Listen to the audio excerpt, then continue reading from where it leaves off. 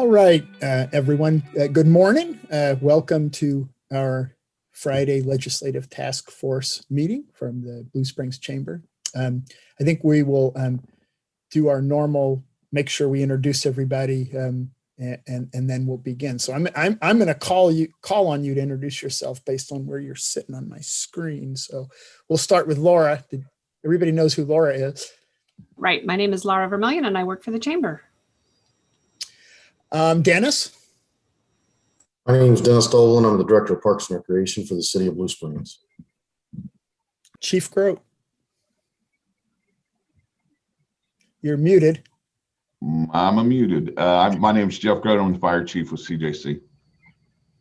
All right. John Hardy?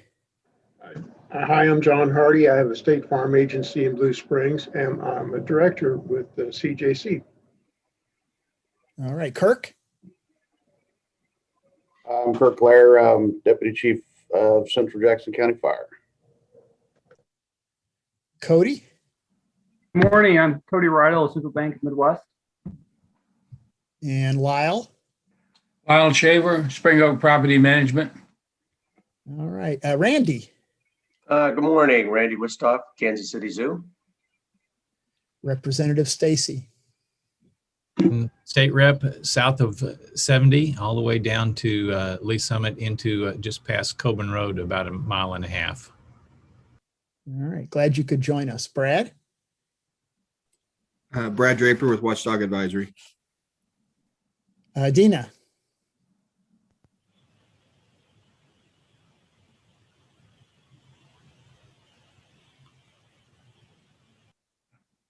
Muted. We still don't hear you very well, but that's Dina Duhan. Welcome. How about we'll move to Travis? Travis Hunt with New York Life. And Brandon? Yeah, Brandon Keller, Economic Development Manager for the City of Blue Springs. Jabbar? Good morning, Jabbar Wesley, Government Affairs with Spire. All right. I think we have Christine.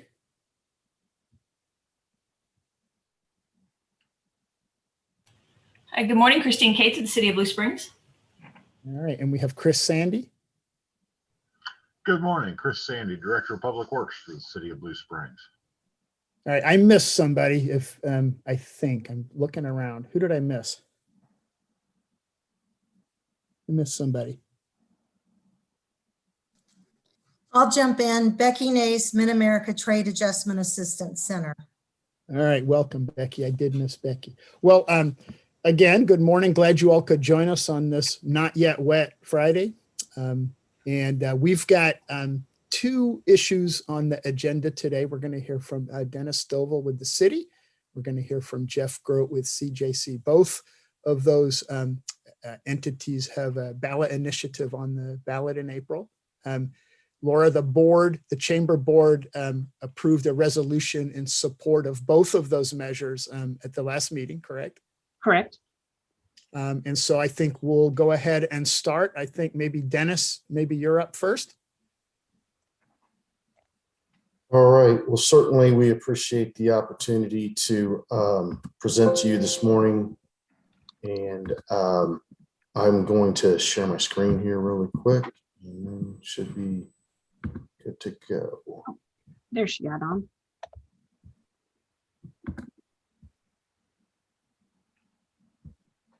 All right.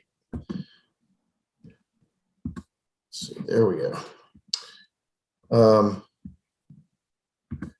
So as I said, I'm Dennis Dolan. I'm the Director of Parks and Recreation. And this morning, we want to talk to you about our renewal of the park sales tax.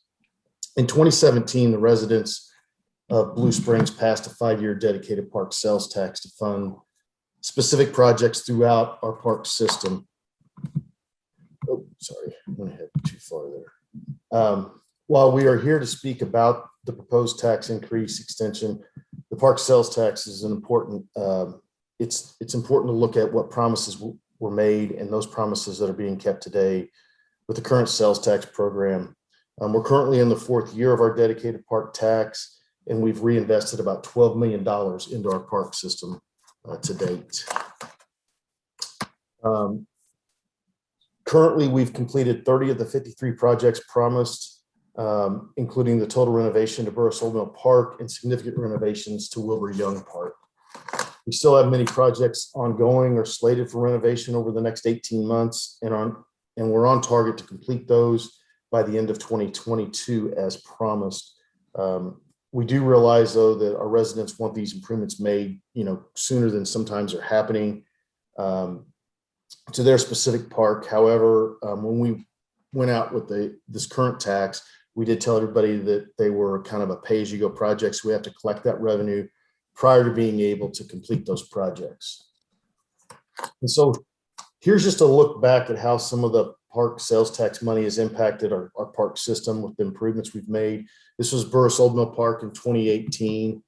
And today, Burris Old Mill Park has a new splash pad, playground, basketball court, shelter, trails, and loop road that our community now is able to enjoy. This is Blue Springs Park prior to the tennis courts being renovated in 2018-19. And today, the courts are USTA standard. This type of improvement has been made to several other courts throughout Blue Springs. And we look forward to trying to continue doing that in the future. This was Wilbur Young Park, located by Blue Springs South High School prior to the renovations last year. And then today we have a destination playground with new shelter house, attracting visitors from all over the metro and the state of Missouri. These renovations to Wilbur Young Park include 2 playgrounds, this one and then a secondary one that's at our softball fields, tennis court renovations, new parking lots, curbs, new sports lights, shelters, sand volleyball court.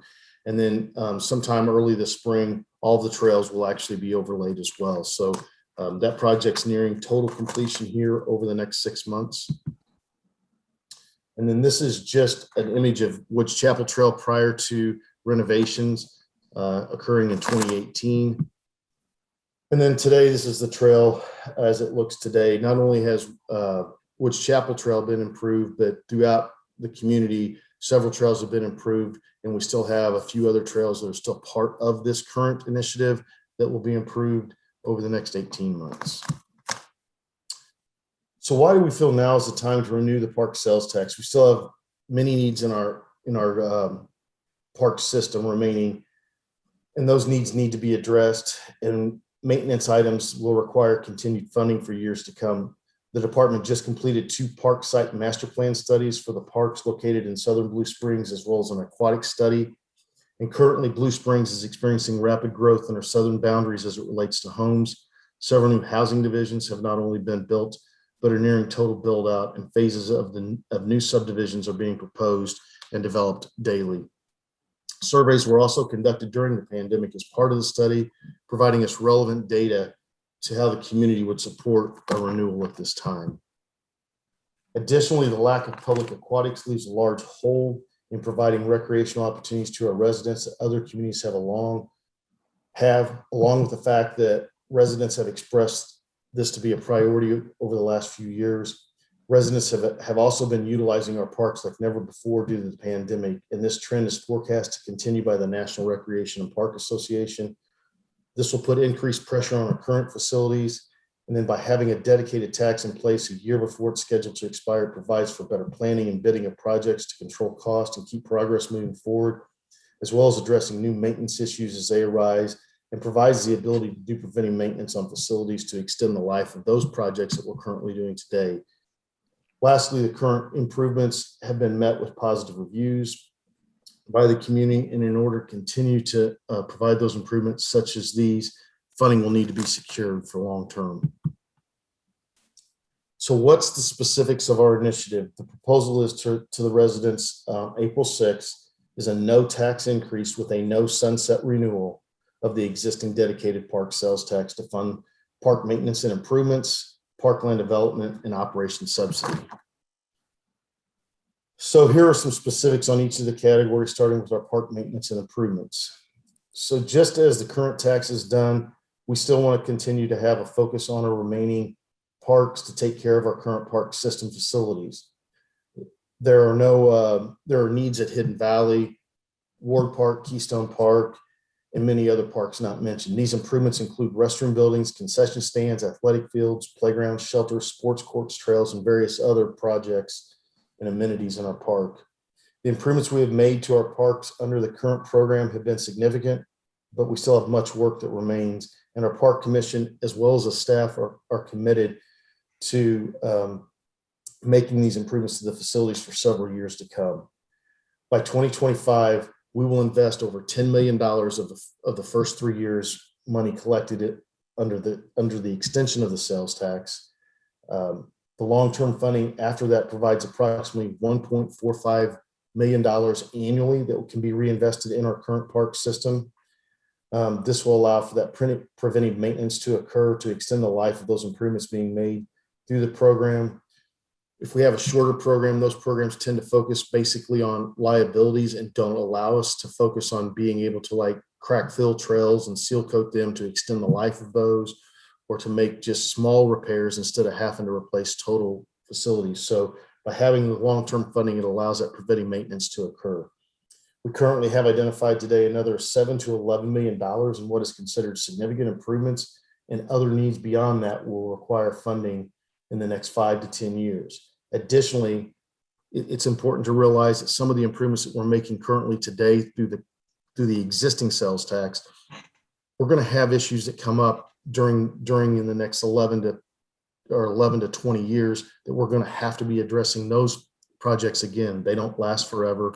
Playgrounds are life expectancy is 15 years.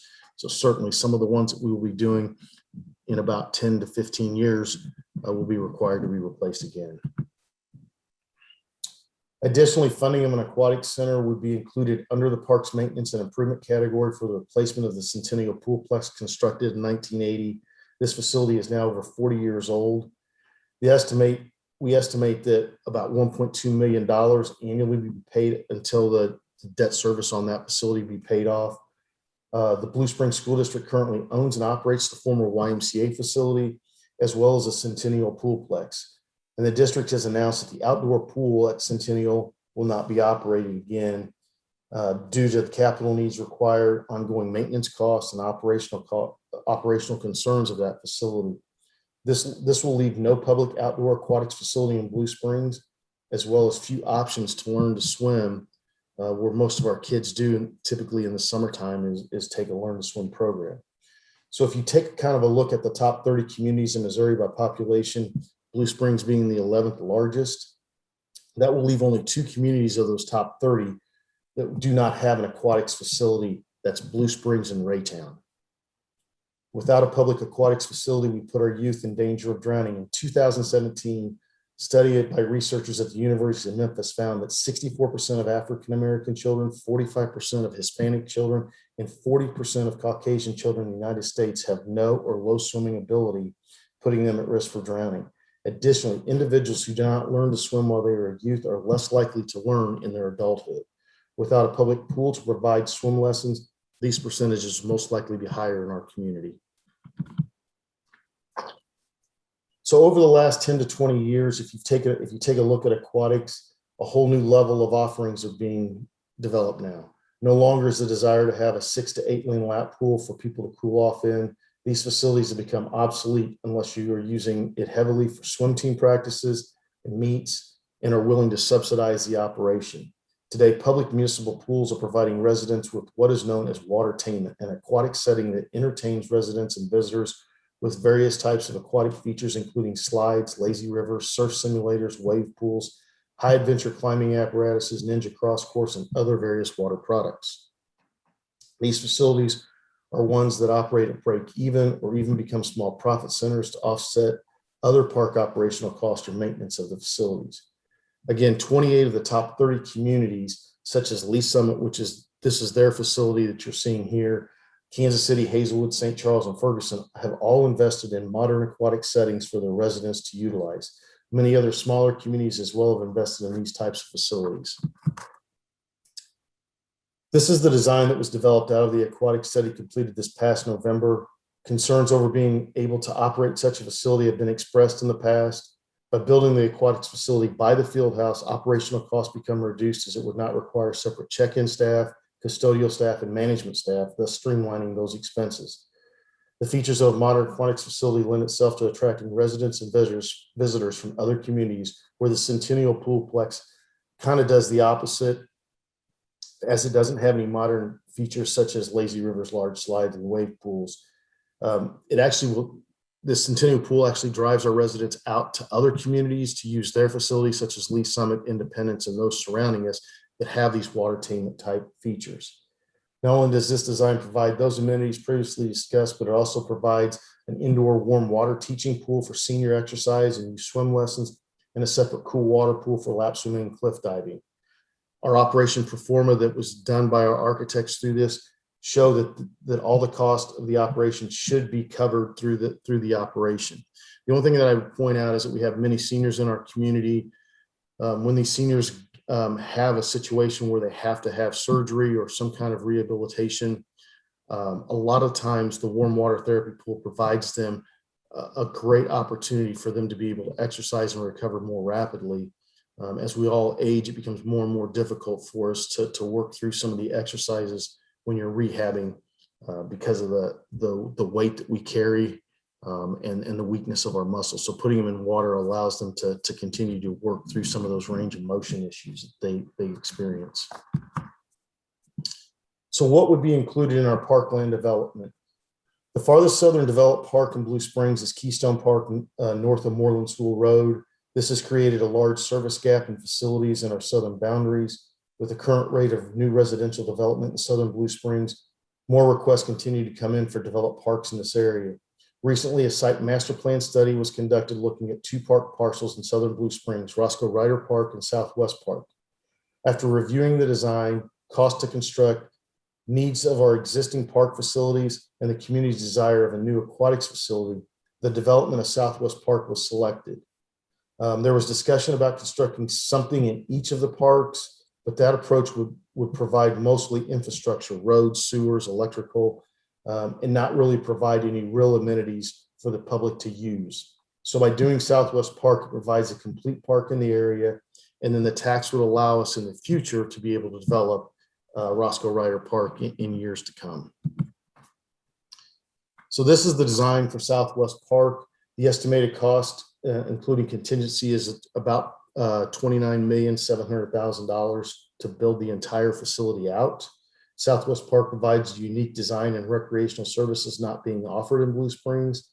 The design will lend itself to provide residents with some new experiences, such as a treetop walk, which is that you see in kind of your upper left-hand screen, pump track, mountain bike trails, while still balancing traditional amenities such as playgrounds, shelters, and traditional walking trails. It will also provide the opportunity for outdoor education within our community. And not only is the design unique to Blue Springs, but the region as well, lending itself to generate visitors who would then spend money in Blue Springs and add to our economy. Through the park site study and the aquatic study, staff did challenge our design team to develop features that would generate revenue to offset the operational cost of both the park as well as the aquatics facility. All the facilities have some type of revenue generating mechanism. However, it's also important to understand that these are estimates. And while we feel they reflect conservative, reasonable operation costs, we believe it's prudent to have a placeholder if needed to cover any operation shortfalls. That's where an operation subsidy would provide a potential revenue source after the facilities are built and begin operation to cover any additional expenses incurred from the operation. This is in place as a worst case scenario to ensure the facilities are maintained and would only come into play if necessary. So the Park Commission will continue to oversee the park sales tax to ensure it is being used in accordance with the intent of the park sales tax. The commission, after the first 3 years of the projects that we've outlined in our material, that if you've seen the material that's out to the public, it outlines a bunch of projects that we're talking about. It's like 35 projects that will be completed in the first 3 years. After that, the Park Commission will start looking biannually at what our maintenance needs are and developing a list and continue to emphasize facilities that are being have liability concerns or safety issues, parts of equipment that we can no longer get, and or facilities that have reached life expectancy and just need to be replaced.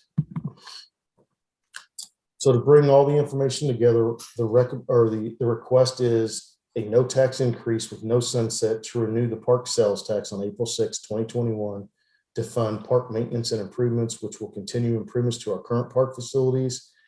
And a new aquatics facility would be built under that category.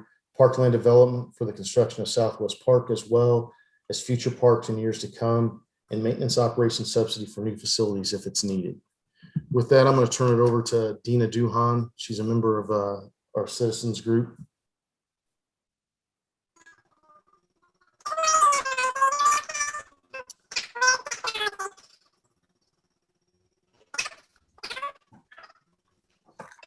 Yeah, Dina, your audio is not working.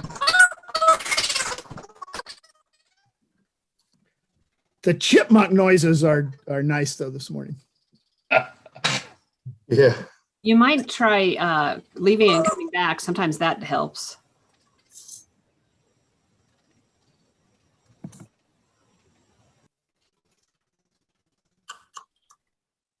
While we're waiting for Dina, is she trying again?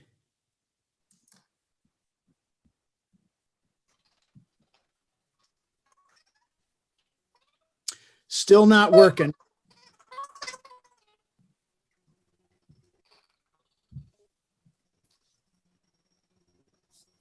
Dina, you might, like I said, you might try to log off and get back on. I can answer questions while she tries to do that. Yes, so who has a question for Dennis?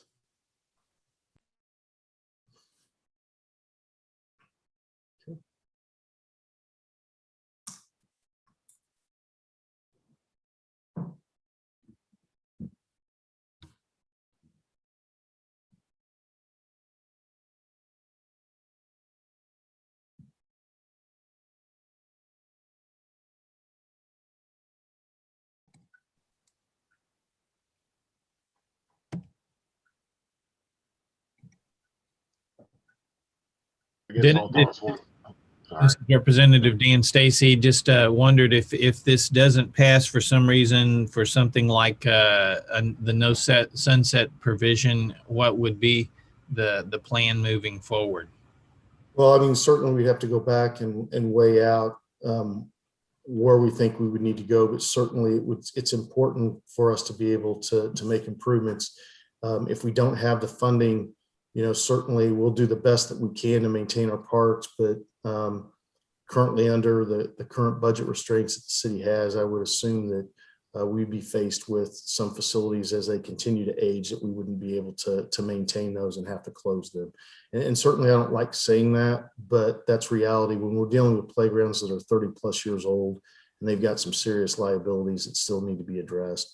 The same with some other features. We have tennis courts that have cracks in them that really, if people are playing on those, it becomes a liability if they could break their ankle or something, and then the city would be liable for that. So it's not the ideal thing, but we would certainly try to come back and retool something at a later date. It would probably look dramatically different. It probably would not include aquatics, probably wouldn't include a park in Southern Blue Springs to address all the development that's down there, but probably focus still again back on maintenance of our existing parks.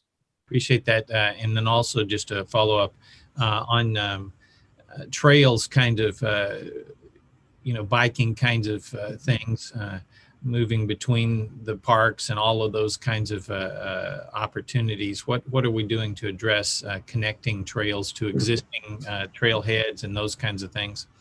Certainly. So right now we haven't been doing a whole lot simply because our focus has been on the maintenance of what we currently have.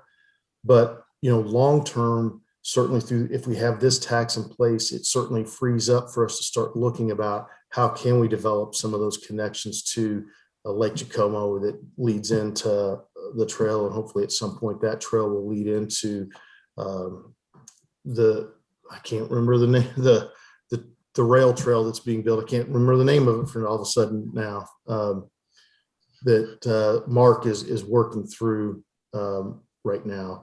And then certainly that trail will eventually connect to the Katy Trail, which then opens up all kinds of trails across the state of Missouri. Rock Island. The Rock Island, thank you. Yeah. You want to try to talk now? Okay, I'm unmuted. Can you hear me? Yes. Yay! Okay, so just to tag on what Dennis has said, thank you very much for the presentation, Dennis. It was detailed and factual, and you always do a great job with that. And thank you to the Chamber Board for the endorsement. We appreciate that, and we appreciate your support in this. Basically, what we're looking at, and just to put it in a nutshell, is either we maintain and we improve, or we go backwards. And kind of what Representative Stacy was talking about. If we don't have this tax renewed, and again, it is a no tax increase, just renewal of what's already out there, we have no money to maintain.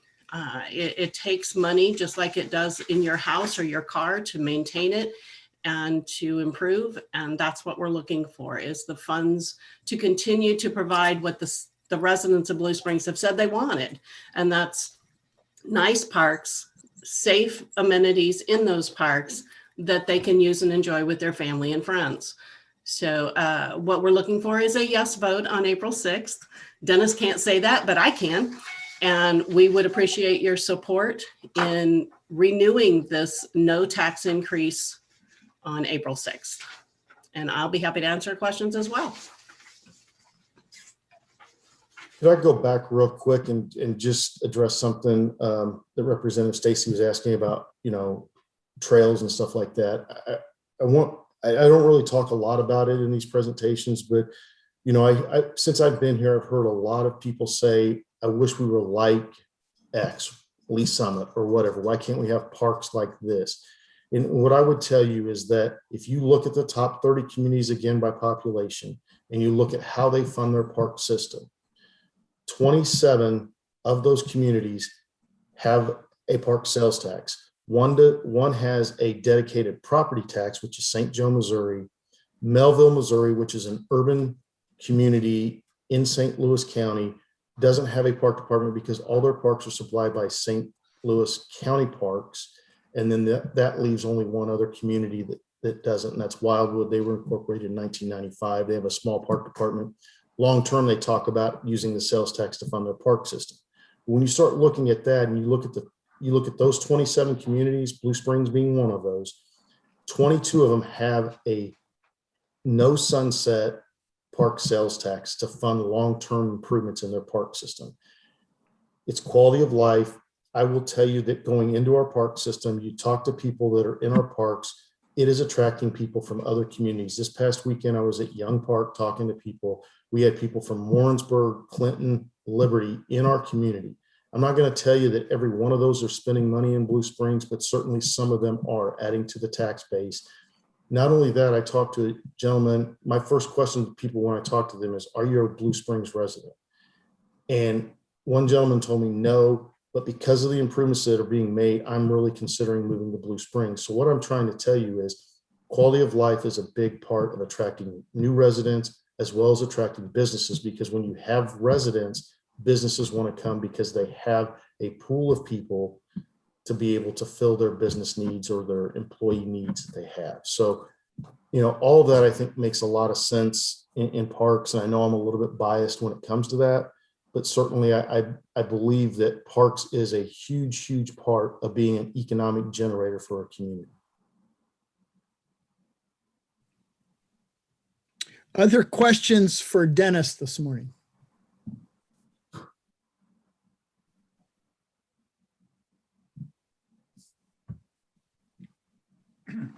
This is Lyle. Just a comment. When we have grandkids in town, we go in the summer to the Waves in Lee Summit for an aquatic park. It'd sure be nice to have it in Blue Springs, as I'm sure you've heard a number of times. I have a question about the entry fees. The aquatic park that's going to be connected to the field house, and you're going to share staff at the entrance. Will you require a membership at the field house to be able to enter the aquatic center? So there's, just like our model at the field house today, we have both options. We call day passes. So you can come in and just pay that 1 day pass and use it that day, or you can do a membership. And in the structure, like every place else, your membership fees are going to be a lot cheaper to have a membership than to take a day pass. So with it having an indoor outdoor facility, certainly some people may not have any desire to do the indoor thing for the 9 months. So there would be both day passes in the summer as well as a summer membership pass that we would sell as well for that. Will the prices be competitive with the surrounding areas? Do you have a price point set yet?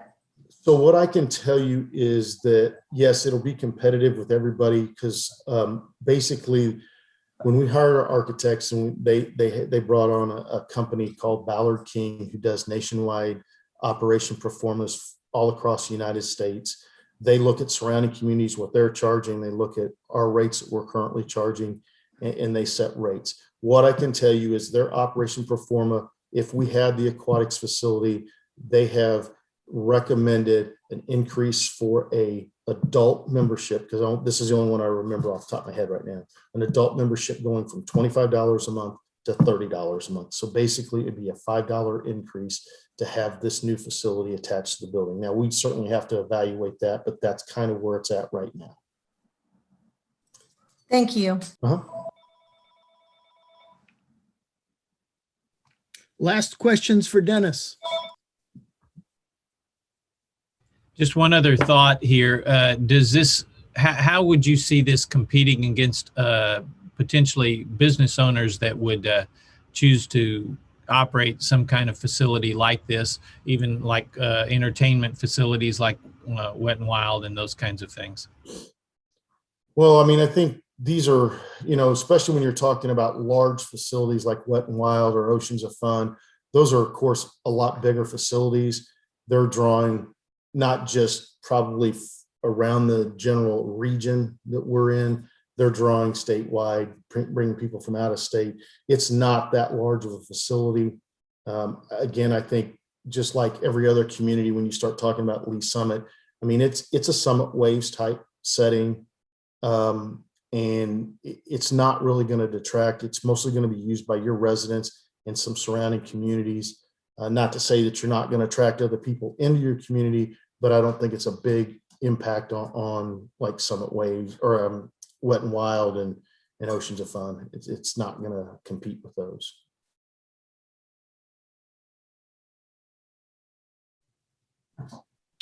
Dennis, thank you so much. There may be time at the very end of this for questions for you again, if somebody thinks of one, but I'd like to turn the program over to Chief Jeff Grote to talk to us about the ballot initiative that CJC will have on the April ballot. Jeff? Thank you, John. I appreciate it. Good morning, everybody. I want to thank the Blue Springs Chamber as well as making an endorsement for our 2 ballot measures. On April 6th, CJC has 2 distinct different ballot measures that will be on there for the residents of the fire district. The first is a $10 million no tax increase bond measure to build and construct and outfit a new fire station.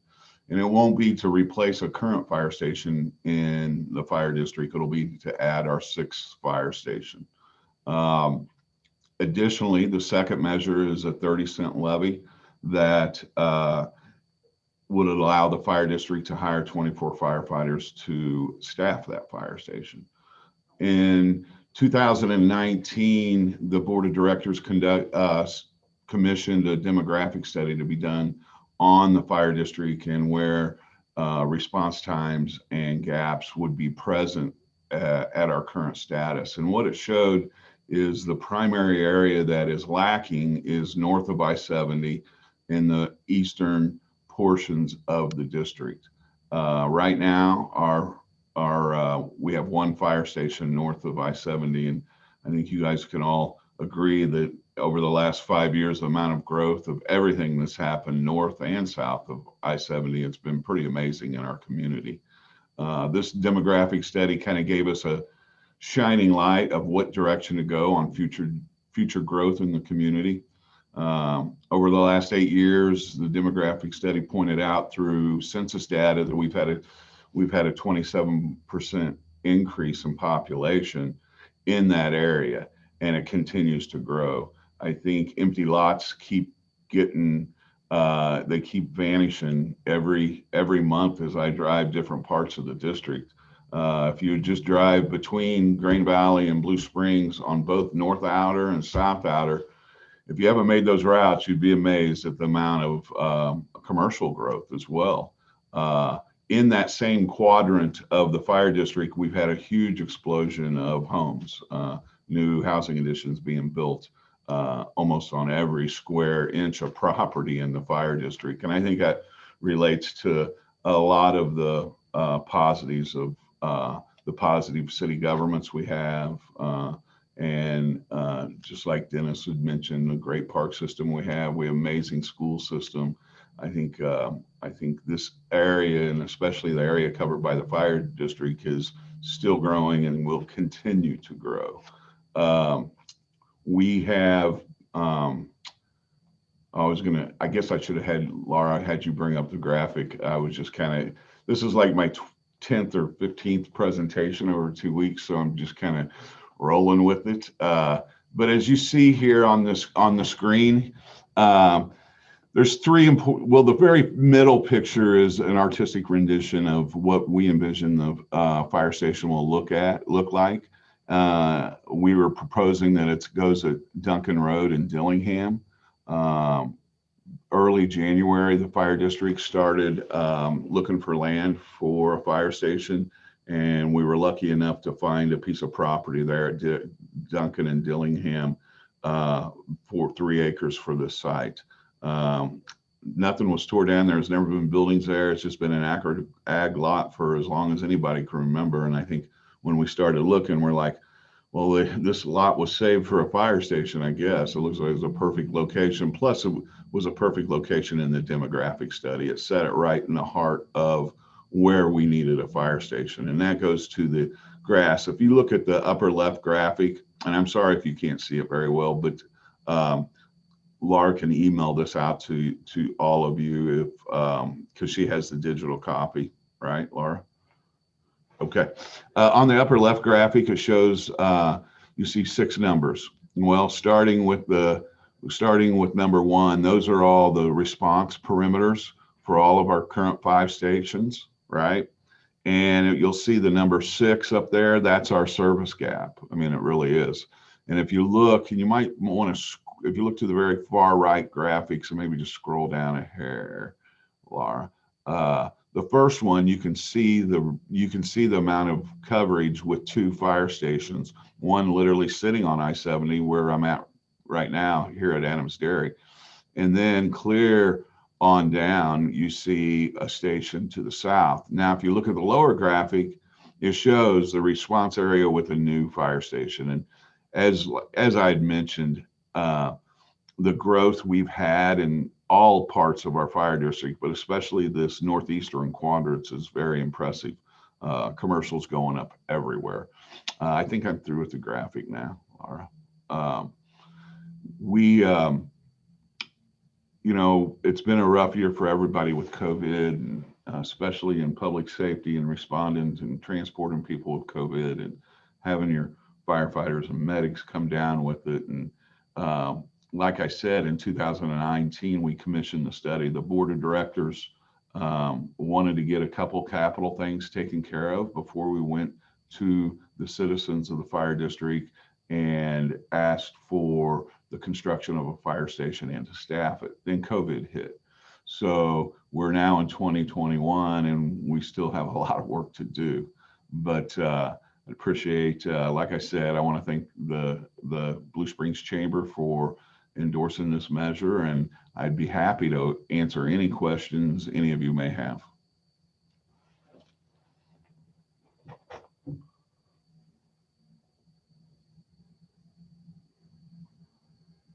I explain things that well, right? Lyle Shaver, I have a question out of curiosity. Your ambulance calls, how much of that do you get reimbursement from insurance companies? You know, all of it varies, Lyle. But we have one person on our administrative staff that's all they do is billing for medical. right? And it depends on the person. It depends on if they have health care. We write off a lot of expenses because people don't have the money, right? But we submit that to healthcare, and then it's dependent on you have federal Medicaid rates and everything like that. So it's kind of a moving ball. It's almost who you are, if that makes sense, and your ability to pay. But do you have a rough feel? Is that 25% of your EMS calls expense or EMS expenses, or 40% recovered? Any feel generalities? Kirk, jump in if you think you have a number there for me. Deputy Chief Allaire, he's in charge of all operations. And what I like to say is, if it has red lights and sirens, it's Deputy Chief Allaire. We start with him, but it varies. It isn't as high as you would think, Lyle, for what we expend as a public safety governmental organization. It's in the 20s. It's not in the 40s. It's not what you think. Thank you. You're welcome. Further, just thinking on that ambulance cost issues. Many folks have insurance that is a high deductible, and the first thing out is what's the deductible. And so in that instance, how would that factor into payment for those who have insurance? Dan, it would still be on the insurance, right? If they have a high deductible, depends on what the call is. They don't break it out just per the medical call. So when you get into most insurances, it's an event, right? You're going to get sick. Let's say I have a heart attack. I get picked up. I go to the hospital. Well, all these fees are coming up, right, onto that. So they don't break each individual treatment down a lot of times. So once again, it's still in the 20% range. We write off after 4 months bad debt, right? Because you can't collect it, and we're not in the collectors business, right? The majority of our residents do pay, but we do write it off quarterly. We have to write off about $250,000 quarterly on bad debt.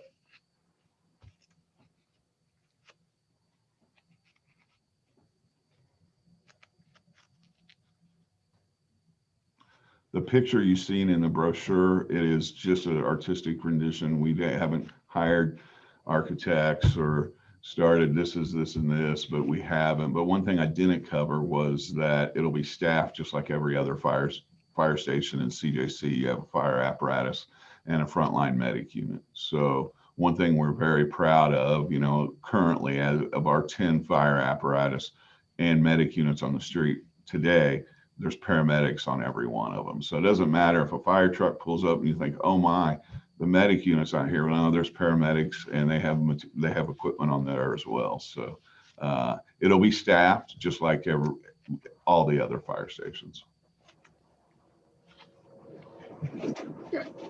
Chief, I'm always amazed at the cost of some of the apparatus. So you might share the what a truck or a ladder truck cost coming from Pierce. Well, or Kirk. The ladder truck, we have one at CJC. It's the fire station, our oldest fire station on 40 Highway, right? And it's right in the middle. Everybody gets to see it. It's a 2-story station, and we're proud of that station. But the ladder truck to replace it cost in excess of $1 million, 1.2, 1.3.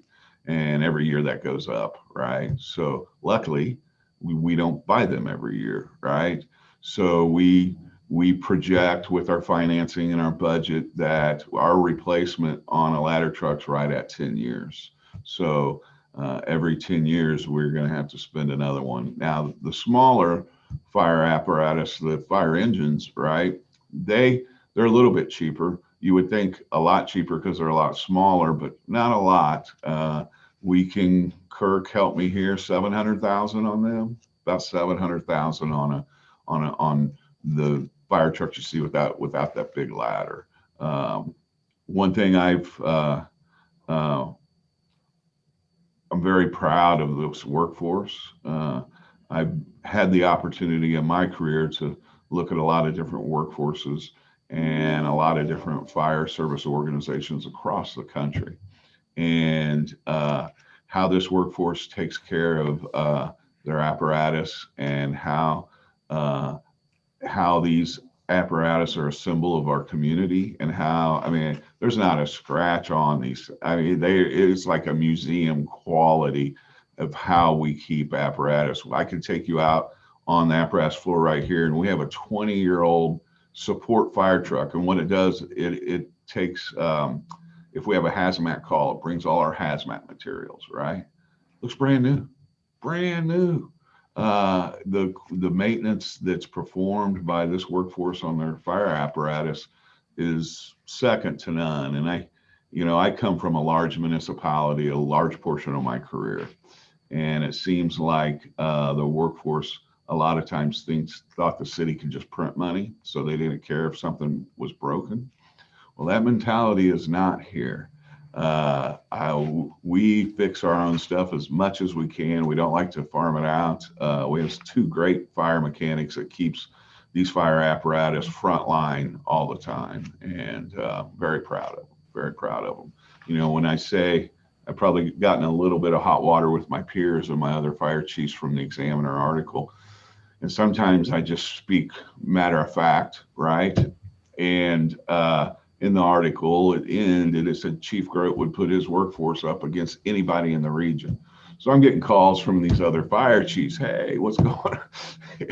And I didn't expect that to be printed, but they're very high quality. Right now, we have 132 individuals in the fire district, and we have over 70 paramedics. We have one of the highest trained organizations really in the country. We have an ISO rating of 1, which really helps our commercial businesses and for insurance, and we're accredited. So there's less than 100 fire organizations out of the nation's 40,000 that have that, and we do have that status. So we're very proud of it, and I'm very proud of this workforce. Chief Grote, I appreciate you all you're doing for the fire department. My brother had a career in fire fighting and is head of the maintenance operations for the Midland Fire Department in Texas. And recognizing that fire department's a little bit bigger than CJC, just wondering how he has frustrations with even with brand new equipment, things are breaking all the time by the very nature of what you do. In you know, you go do hard things and things break. And so he's always fixing even brand new equipment. And so I just wonder your thoughts on where you are in the maintenance piece of keeping, I mean, and it's not just big items that break, it's the smaller items that you have to use to open a car on a you know, or whatever it is, you know. Right. So I'm just wondering where you feel like you are in the maintenance piece overall. Overall, I think we're above average than most fire service organizations are situated as far as the maintenance. And you're right, Dan. When a fire truck isn't running right, you just can't pull down the street and find someone to work on it. So you have to hire very technical mechanics and basically their engineers to work on these. We have 2 outstanding individuals. As the organization continues to grow, they continually get busier and busier. Now, for like all the rescue, like one of the rescue tools you mentioned, we have service agreements that would fix those smaller tools that are very technical, like the jaws of life, right? Our mechanics wouldn't even try to do that. We'd have someone that is certified to work on that. But you know, we send our mechanics to specialized training specifically by the manufacturer that we buy fire trucks from. And in this training, second to none. So I think we're situated pretty well.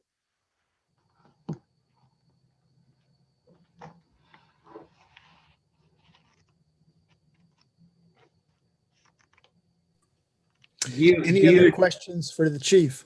Yeah, I was wondering, do you expect a lot of pushback about adding the 6th firehouse?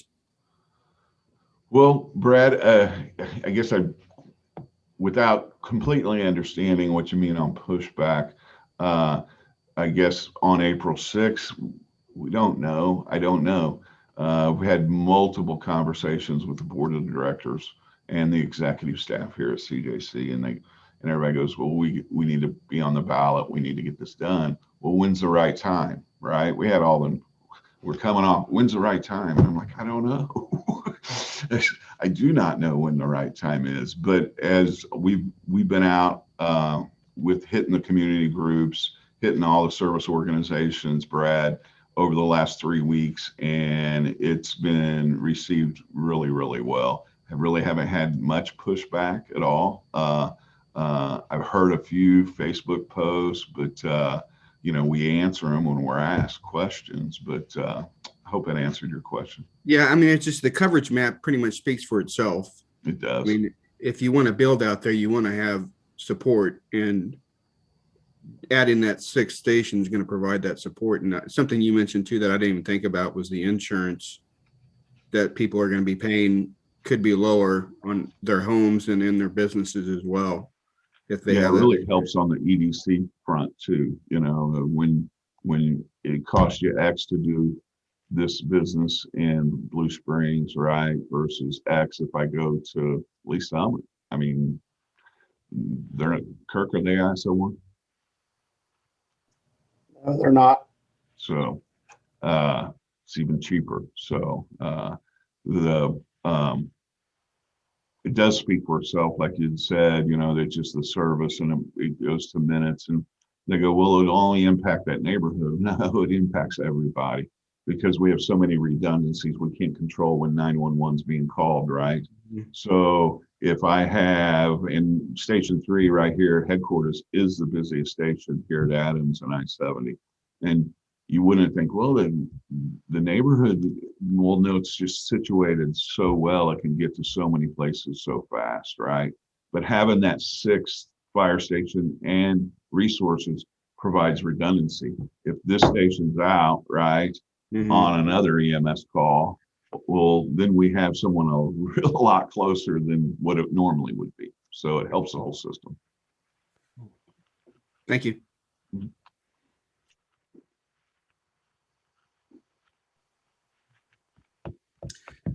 Any more questions, either for Chief Grote or even for Dennis? He's still on the line. If you thought up your question for Dennis, you could ask it. Last question for Chief Grote on ambulance apparatus. Would this increase our ambulance coverage? I think what do we have, 3 ambulances now, or is that correct? We actually have 5. And it was 4 years ago we added our 4th. We had 3, right?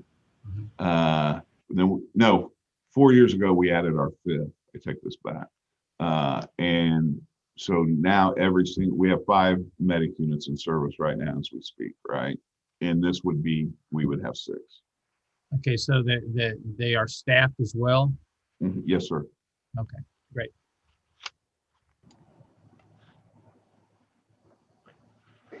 Chief, you might mention CJ Cares. As far as what it's doing. I know it's separate from this. It's separate than this issue, but a lot of people don't know we have a community paramedic program. A lot of people don't even know what that is. So we have 2 paramedics that staff a unit, non-emergency. They don't go red lights and sirens, right? So Chief Lair's not part of this program, but they go around and they work with everybody in the community, especially the elderly community, the people that are homebound. We've done so many things, and basically they're like, I want to say community paramedics, but they're not running out to houses and doing CPR.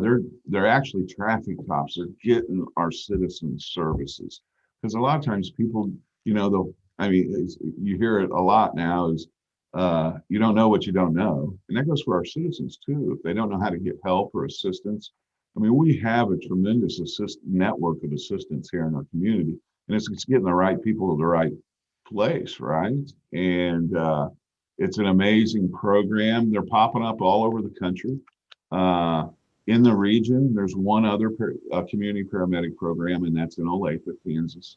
In the state of Missouri, we have 4. We have Cox Hospital in Springfield is one. There's an ambulance district in St. Louis that has another one. And then there's, I don't know if it's ambulance based in Columbia, Missouri or well, but we're proud to be one of 4 in the state of Missouri. So. And John, we actually have Chip Ports scheduled to talk to this group next month about that. So you guys will get additional information about that, update on the fire department, kind of some plans for the future and things like that. So I believe it's Chip that's speaking, right, Kirk? Yeah, okay.